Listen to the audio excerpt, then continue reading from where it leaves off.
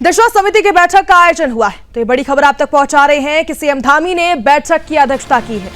देहरादून में दिशा समिति की बैठक का आयोजन हुआ है। सचिवालय में राज्य स्तरीय बैठक का आयोजन हुआ है तो बैठक में सीएम ने अधिकारियों को जरूरी दिशा निर्देश भी दिए हैं। योजनाओं के समयबद्ध क्रियान्वयन को लेकर निर्देश दिए गए हैं तो बड़ी खबर आप तक साझा कर रहे हैं।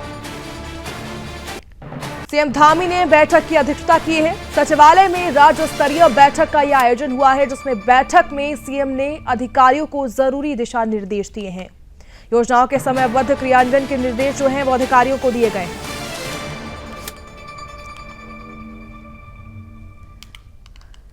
दिशा समिति की बैठक का आयोजन हुआ है देहरादून में जिसमें सीएम धामी ने बैठक की अध्यक्षता की है। सचिवालय में राज्य स्तरीय बैठक का आयोजन हुआ है जिसमें अधिकारियों को जरूरी निर्देश जो हैं वो दिए गए। योजनाओं के समयबद्ध क्रियान्वयन के निर्देश अधिकारियों को दिए गए हैं।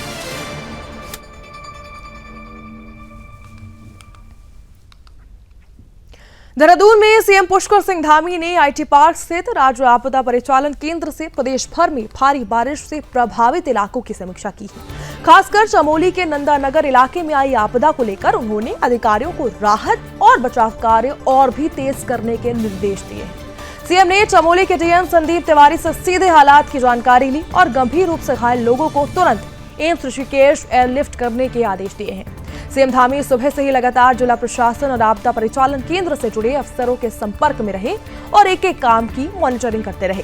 उन्होंने साफ कहा है कि प्रभावित इलाकों में सड़क, पानी, बिजली और नेटवर्क कनेक्टिविटी जल्द से जल्द दुरुस्त की जाए। साथ ही आपदा प्रभावित लोगों को आश्रय, भोजन, साफ पेयजल और जरूरी सुविधाएं तुरंत उपलब्ध कराई जाए। सीएम ने यह भी निर्देश दिए हैं कि हर प्रभावित गांव में डॉक्टर और दवाइयां की पर्याप्त व्यवस्था होनी चाहिए ताकि किसी भी आपात स्थिति में इलाज में देरी ना हो। जिला प्रशासन और पुलिस ने मौके पर पहुंचकर बड़ी संख्या में लोगों को सुरक्षित निकाला है। इस समय इलाके में राहत और बचाव कार्य का जो काम है वो लगातार चल रहा है। मुख्यमंत्री ने अफसरों को भी साफ निर्देश दिए हैं कि किसी भी प्रभावित परिवार तक राहत सामग्री पहुंचाने में देरी नहीं होनी चाहिए। चमोली जनपद के 4 स्थानों पर अलग अलग कुंत्रा लगा फाली में, कुंत्रा लगा सरपाणी में और शेरा और धुरमा में ये लगभग 33 मकान बादल फटने से और वहाँ भारी मात्रा में मलबा आने से पूरी तरह से क्षतिग्रस्त हो गए हैं और काफ़ी सारा वहाँ दुकानों को, गौशालाओं को और लगभग 20 लोग घायल हुए हैं और लगभग 14 लोग अभी लापता हैं और 200 से भी ज़्यादा लोग कल की जो रात की आपदा चमोली जनपद में आई है उससे प्रभावित हुए। वहाँ पर सभी बचाव करने वाले दल पहुँच गए हैं। डीएम, एसएसपी प्रातःकाल ही वहाँ के लिए चल दिए थे और भी अन्य जो लोग घायल हैं उनको कुछ लोगों को वहाँ पर अस्पतालों में पहुँचाया गया है और जो गंभीर रूप से घायल हैं उनके लिए क्योंकि मौसम का इंतजार कर रहे थे और अभी एक विंडो मिल गई है तो उनको तत्काल वहाँ से एम्स शिफ्ट किया जा रहा है। एक बच्चा भी है जिसके सर में चोट लगी हुई है और अभी भी कुछ लोग वहाँ पर जो घरों में ही फंसे हुए हैं उनको निकाले जाने की कार्रवाई की जा रही है।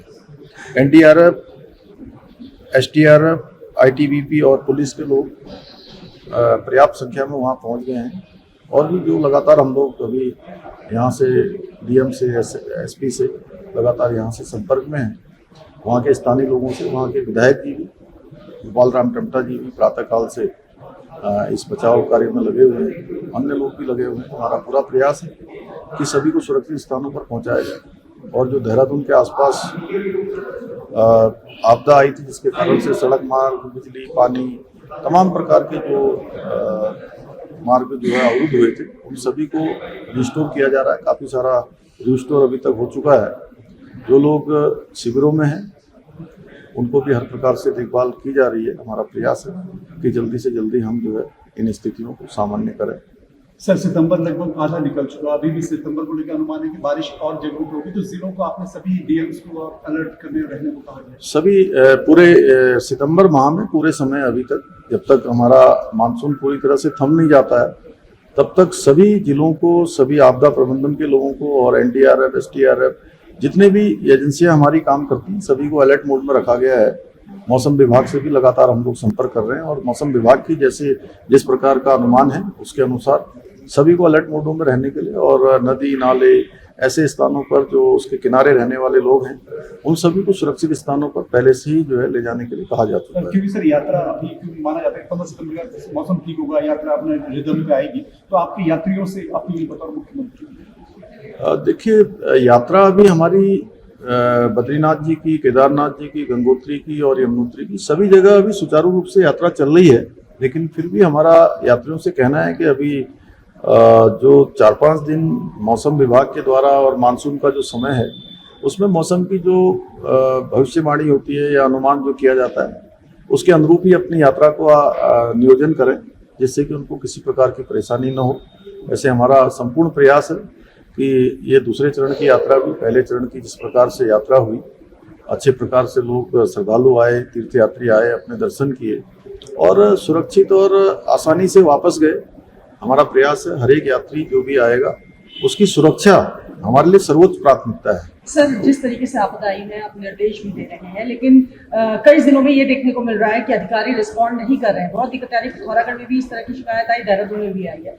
अधिकारियों को क्या निर्देश? नहीं, सभी अधिकारी हमारे काम कर रहे हैं और सभी को कहा गया है कि सभी के साथ समन्वय मिलाकर हमारे जनप्रतिनिधियों के साथ, अन्य लोगों के साथ, जो भी आपदा के क्षेत्र में काम करने वाले लोग हैं, आपदा में सहायता करने वाले हैं, सभी का समन्वय बनाकर काम करेंगे। और आपदा कोई एक किसी का विषय नहीं है, यह हम सभी का विषय है। इसमें कहीं हम लोग अलग अलग नहीं है। पूरे उत्तराखंड के लोग एक टीम भावना के तहत ये आपदा आई है, इस आपदा का सामना करेंगे और इस चुनौती से भी हम लोग आगे निकलेंगे। सर, उत्तराखंड जैसा कि आपदा से करार आया, आपने कहा इकोलॉजी चुनौती कॉम्बिनेशन को उत्तराखंड सरकार डेवलपमेंट में शामिल करेगी। अब देश भर में चर्चा का विषय है जिस तरह की उत्तराखंड में आपदाएं हैं, डेवलपमेंट कहीं ना कहीं। देखिए, ये जो आपदाएं हैं, चूंकि ये ग्लोबल वार्मिंग का जो एक इफेक्ट है वो जो है निश्चित रूप से कहीं ना कहीं उसका असर हमारे यहाँ भी है और इससे पूरी दुनिया प्रभावित हो रही है, पूरी दुनिया को असर हो रहा है। और हम जहाँ भी आपदा आई है ऐसे स्थानों पर जहाँ पर कोई भी निर्माण कार्य नहीं हुआ है, किसी प्रकार का जिसको अनियोजित विकास कहते हैं वो नहीं हुआ है, लेकिन उसके बावजूद भी हम उससे अफेक्ट हो रहे हैं। तो हम इसका आकलन करेंगे और जो हमारे तमाम संस्थान जो इस क्षेत्र में काम करते हैं, जिनकी विशिष्टताएं इस क्षेत्र में हैं, उन सभी का हम लोग सहयोग लेंगे और इसका पूरा एक तरह से सर्वे भी करवाएंगे, परीक्षण करवाएंगे, जिससे कि आने वाले समय में हमारा यही प्रयास है कि आपदाओं को हम रोक तो नहीं सकते, लेकिन अगर कोई पहले से हमको इसकी जानकारी हो या प्रिडिक्टिव कोई हमारे पास सूचना आ जाए तो हम इनके आपदाओं के असर को कम कर सकते हैं। सर, एक आखिरी सवाल कि हेलीकॉप्टर हादसे हुए थे, 15 जून को लास्ट हादसा हुआ, अब कल से हेलीकॉप्टर केदारनाथ वैली में उड़ने शुरू हुए, तो आपने क्योंकि तब ये कहा था कि सुरक्षा यात्रियों की सबसे प्रायोरिटी रहेगी, हेली कंपनीज को लेकर आपका ओवरऑल इस पर आपकी दोबारा हेलीकॉप्टर्स को लेकर? देखिए, सुरक्षा के मानकों का बहुत कड़ाई से इस बार पालन किया जाएगा और मैंने इस संबंध में भारत सरकार का जो नगर विमान का जो हमारा मंत्रालय है सिविल एविएशन, वहाँ पर जाके उनके पूरे मंत्रालय के सभी अधिकारियों के साथ, डीजीसीए के साथ, सेक्रेटरी एविएशन के साथ और भी मिनिस्टर जो राम मोहन नायडू जी हैं उनके साथ बहुत विस्तृत रूप से इसमें वार्ता की है और उसकी एक एसओपी भी बनाई गई है। सब लोग विपाडा, डीजीसीए सब मिलकर उसका संचालन करेंगे और 2 हमारे एटीसी भी जो है यहाँ पर स्थापित किए गए हैं, एक देहरादून में सहजधारा में और एक सिरसी में। वो सब हमने यात्रियों की सुरक्षा को ध्यान में रखकर ही उसको किया है और हमारे लिए आज भी यात्रियों की सुरक्षा सर्वोच्च प्राथमिकता है और जो भी संचालन होगा उनकी सुरक्षा को ध्यान में रखकर।